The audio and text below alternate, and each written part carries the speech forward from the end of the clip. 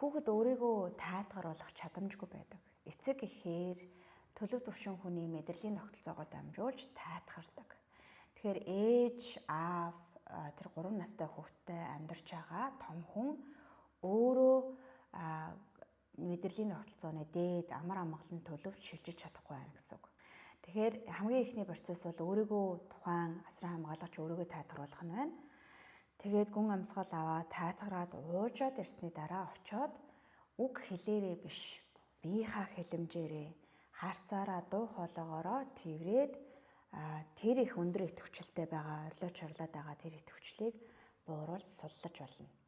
Тэгээ энэ алхмаа олон ч удаа хийж магадгүй. Шууд өөрчлөх гэх, шууд дууг нь хорих гэх, дуугаа болгох гэхээр дахиад л энэ процесс давтагдах болдог учраас нэг мөсөнс маш сайн тайлгаруулахын тулд нэгдүгээр өөрөө тайлгарах нь, хоёрдугаарт үг хэлээ хойш нь тавиад биеийнхаа хэлэмжээрээ дотн дулаан байдлаараа хүрэлтээрээ тайлгаруулах нь.